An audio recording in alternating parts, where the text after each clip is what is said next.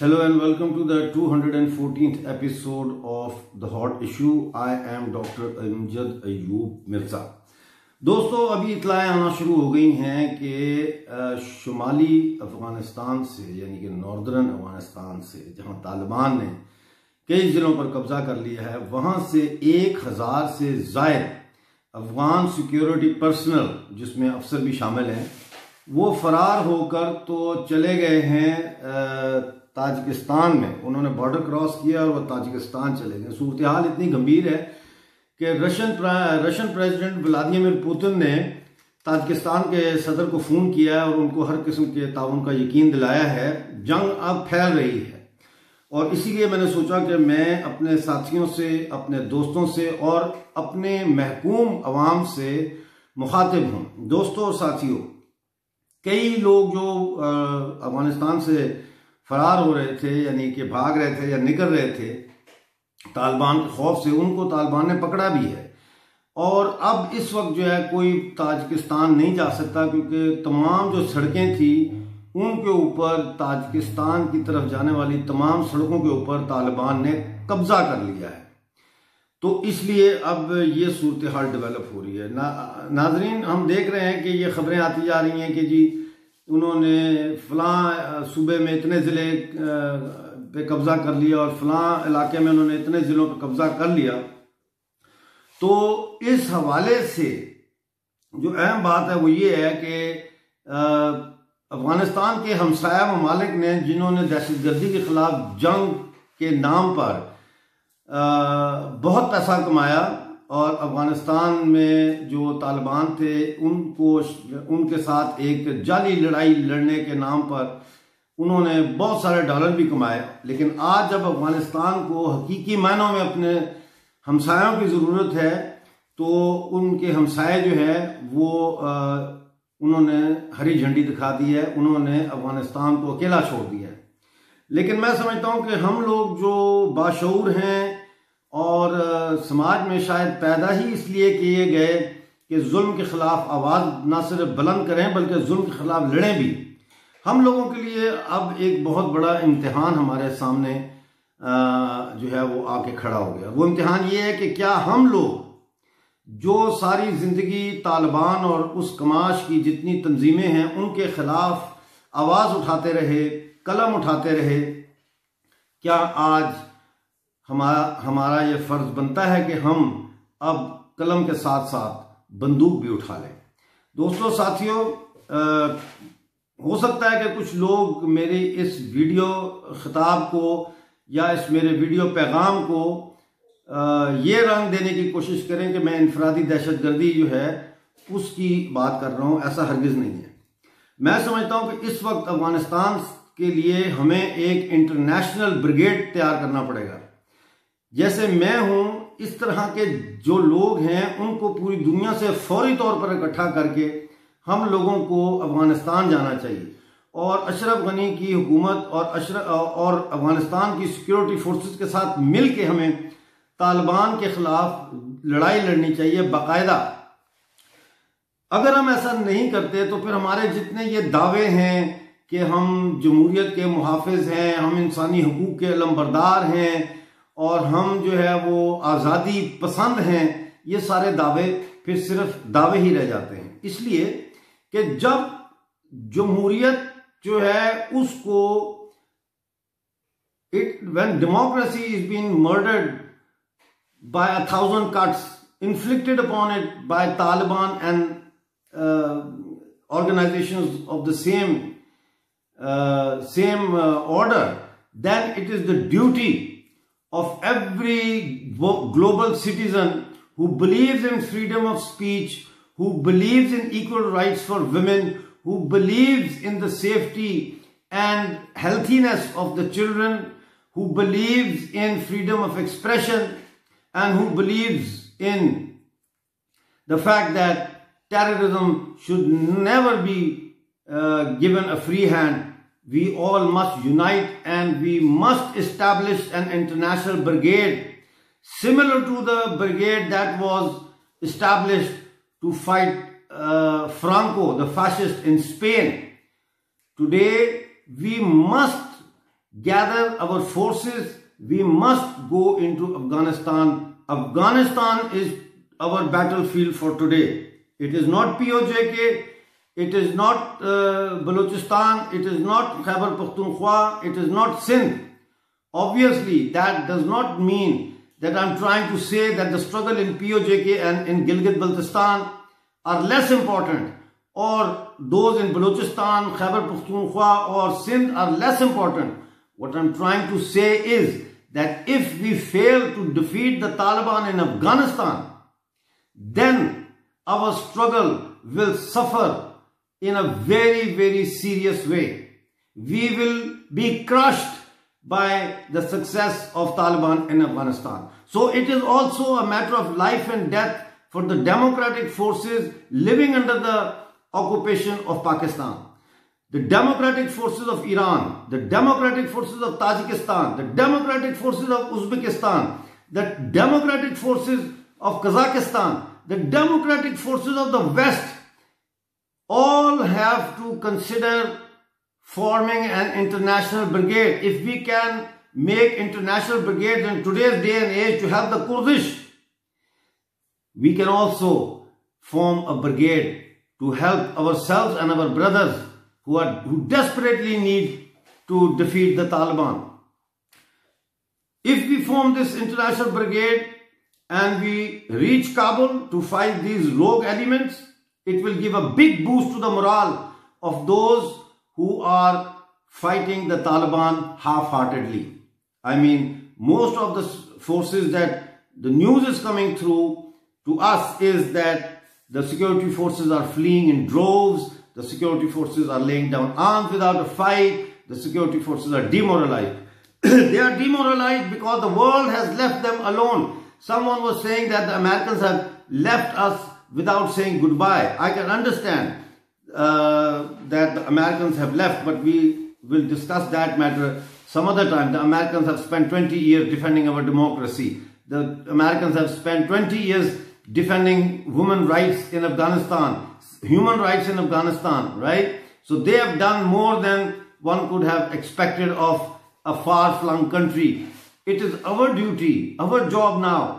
और मैं ये कहना चाहता हूं कि अली वजीर ने एक खत लिखा है जनरल कमर जावेद बाजवा को, और उन्होंने वो खत क्यों लिखा? वो इसलिए लिखा कि जनरल कमर जावेद बाजवा ने 3 दिन पहले जो in house close door secret यानी विदाउट कैमरा वैमरा जो मीटिंग हुई थी नेशनल सिक्योरिटी की, जिसमें आईएसआई का डीजी जनरल फैज हमीद भी था और जनरल बाजवा आर्मी का चीफ भी था, वहां बाजवा ने मोहसिन दावड़ के सवाल का जवाब देते हुए कहा कि अगर अली वजीर माफी मांग ले तो उसको हम छोड़ सकते हैं। इसका वाज़ेह मतलब यह है कि अली वजीर को बाजवा के कहने पर गिरफ्तार किया गया और आईएसआई के कहने पर।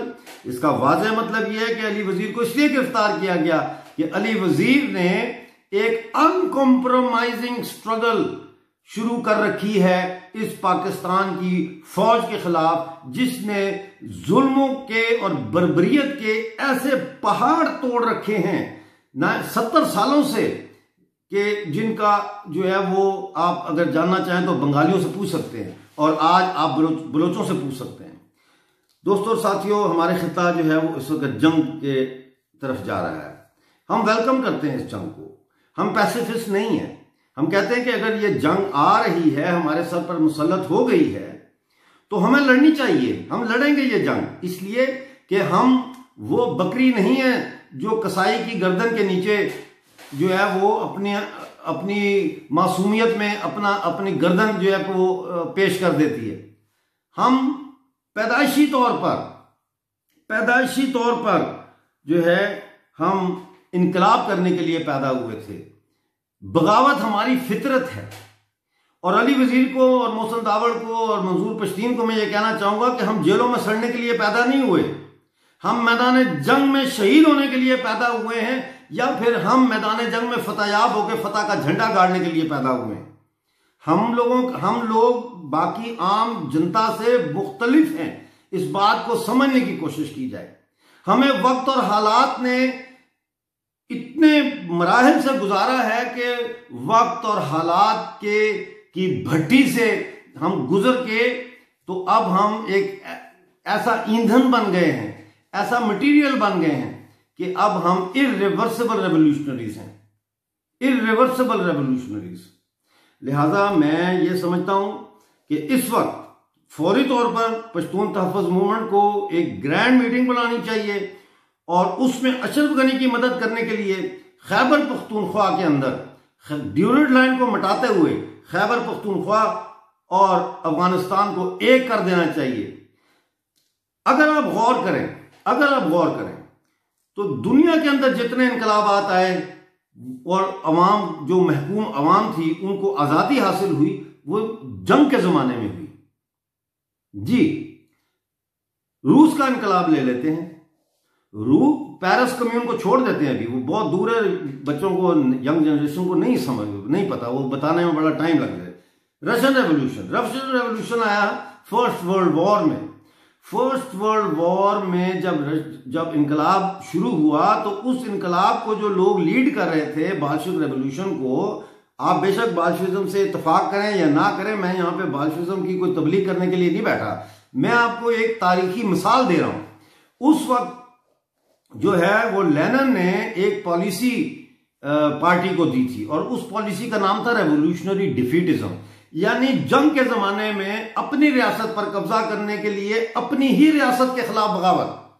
यानी कि जर्मनी और रूस जब जंग में बिजी थे, लड़ रहे थे, उस वक्त लेनिन ने यह कहा कि अपने मुल्क की फौजों को कि जर्मनी के खिलाफ लड़ने के बजाय अपनी जार शाही की जो बादशाहत है इसके खिलाफ लड़ो। उसके नतीजे में जो फिर बगावत हुई वहां, उसने रूस के इनकलाब को जन्म दिया और रूस जो है उसके इनकलाब की वजह से बहुत सारे और मुल्क भी आजाद हुए, जिसमें पोलैंड था, फिनलैंड था और मुल्क भी थे। इसी तरह चाइना का रेवोल्यूशन भी सेकेंड वर्ल्ड वॉर में आता है। उससे पहले 30 साल तक माओ जेडुंग जो है वो पहाड़ों में छुपता फिरता है अपने छोटी सी फौज लेके, जिसको लॉन्ग मार्च कहते हैं। लेकिन फिर पलटी खाती है उस वक्त जब सेकेंड वर्ल्ड वॉर शुरू होती है। और सेकेंड वर्ल्ड वॉर में माओ जेडुंग क्या करता है?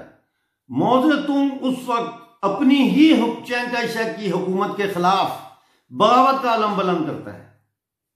वो ना अमेरिका का साथ देते हैं, ना जर्मनी का देते हैं, वो कहते हैं इस हुकूमत से जान छुड़ाओ। इसी तरह से मैं आपको समझाने की कोशिश कर रहा हूं दोस्तों कि वो लम्हात आ गए हैं, आने नहीं है। They are there already, we are late in realising. वक्त आ गया है कि जो हमारे रीजन में जंग हो रही है, जिसका जिम्मेदार पाकिस्तान है, क्योंकि तालिबान और पाकिस्तान एक ही सिक्के के दो रुख हैं। पाकिस्तान अफगानिस्तान पे कब्जा करना चाहता है। ऐसे में हम जो पाकिस्तान के कब्जे वाले इलाकों में रहने वाले गुलाम कौम हैं, हमें अब यह करना चाहिए कि हम अपने रियासत के खिलाफ ऐलान जंग करते हुए हम अफगानिस्तान जाएं और अफगानिस्तान से तालिबान को शिकस्त देते हुए नीचे उतरें और फिर पूरे खित्ते को आजाद कराएं। मेरी बात याद रखिएगा, इट्स नाउ और नेवर। हमारे एक दोस्त हैं, मेरे खैर बचपन का, स्कूल का जमाने का मेरा दोस्त था, सेंट मैरीज में रावलपिंडी में हम इकट्ठे पढ़ते थे, पहली जमात से लेके हम इकट्ठे थे। उसका नाम था यशरफ तनवीर गोंदल, बाद में वो लाल खान के नाम से मशहूर हुआ। हम सब इकट्ठे एग्जाइल में थे, वो लोग यूरोप में थे, मैं चाइना में था। तो लाल खान एक बात दोहराया करता था किसी बड़े फिलोसोफर की, और वो कहता था कि लम्हों ने खता की, सदियों ने सजा पाई। आज मैं उसे बहुत मिस करता हूं, गो कि मैं उसके जो उसका स्ट्रैटेजी थी और टैक्टिक्स थे उससे मैं बिल्कुल इत्तेफाक नहीं करता था। वो पीपल्स पार्टी के अंदर रहकर तब्दीली लाने के ख्वाह थे और हम लोग नहीं चाहते थे इस तरह से। हम समझते थे ये गलत पॉलिसी है, एंट्रिज्म की पॉलिसी बिल्कुल गलत है। खैर ये एक अलग मौजू है, लेकिन आज मैं उसे बहुत मिस करता हूं, इसलिए कि वो जिस लम्हे का इंतजार कर रहा था वो लम्हा पहुंच गया। हमने जलालाबाद में जब जंग हुई थी नजीबुल्लाह के दौर में, उस वक्त हम बहुत यंग थे, हमारी उम्रें क्या थी, 24-25 साल, 27 साल।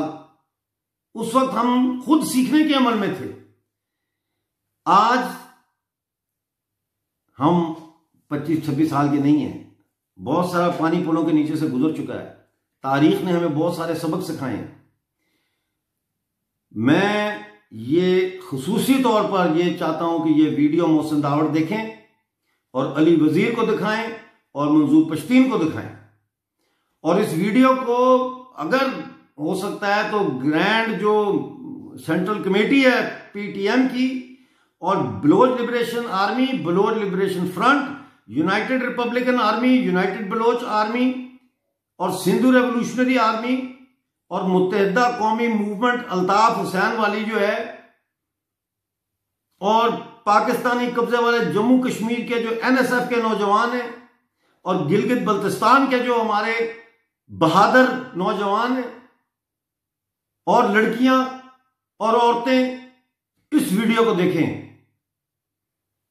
क्योंकि हमारी आजादी अब जुड़ी हुई है अफगानिस्तान में तालिबान के खिलाफ जंग के साथ। इस जंग को फैलाओ, इस जंग को फैला दो, इस पूरे खिते को में इसको फैला दो।